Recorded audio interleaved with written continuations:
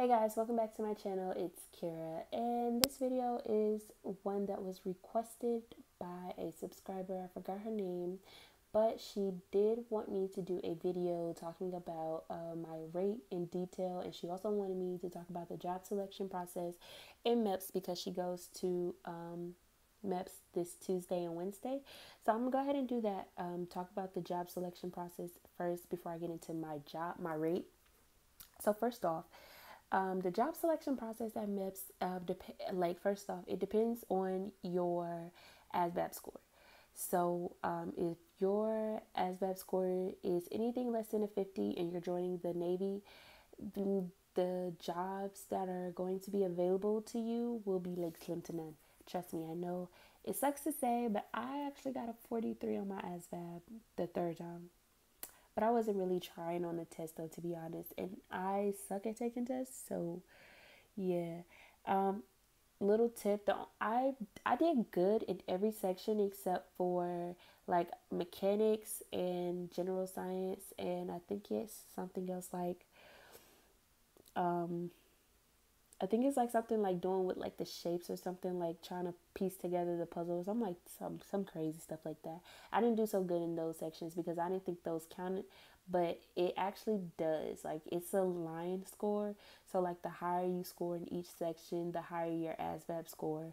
And the higher your ASVAB score, the more jobs that'll be available to you. Like don't listen to people telling you, oh, it's just the math and the science. I mean the math and the reading, because it's not. But so the job selection process at MEPS is really simple-ish. But so what will happen is if the job is available, they'll offer it to you. And if it's not available, then you either wait until the one is available or you pick that job.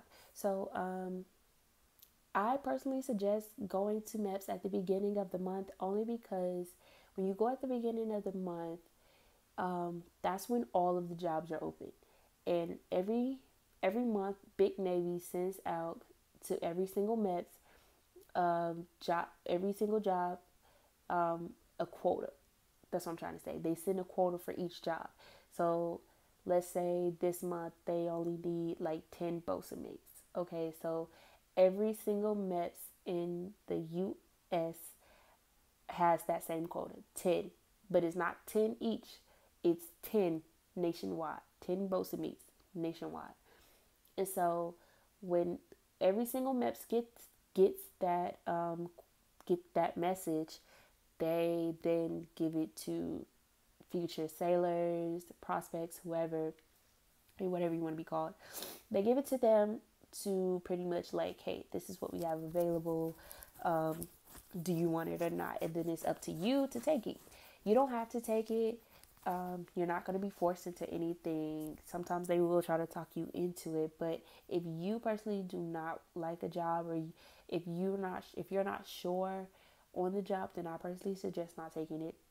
Um, so yeah, so you'll be offered a job based on what's available for that month, like what's left, and you either pick it or you don't. And honestly, towards the end of the month, it's not really that good. Like I signed my contract October 25th, and the only thing that was available was Bosa Me.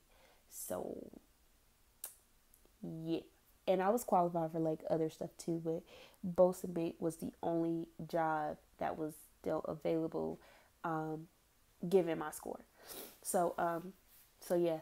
Um, so that's just pretty much how that goes. So when you're at MEPS, what you will do is you'll go, the liaison or whoever will call you into the office, and they'll tell you like, hey, you qualify for this, depending on your score, and then they'll tell you what's available.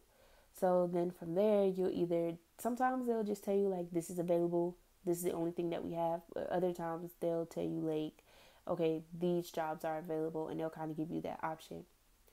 So you'll pick what job you want, and then you'll sign the contracts. They'll tell you what day that job is leaving for boot camp, or what day you'll be leaving for boot camp. And then after that, you will have to go to fingerprints and somewhere else. Well, that's where I went. I went to fingerprints, did my fingerprints in my palm. And then after that, I had to come back, sign some more papers, And then after that, I had to wait to swear in. And then once I swore in, at the end, they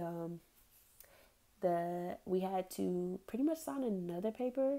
We had to sign another paper, and then we took a picture, and that was kind of like our signature, saying that yes, we swore in, we agreed, and this is our name on the dotted line, saying that we are going to ship out to Navy boot camp on this day.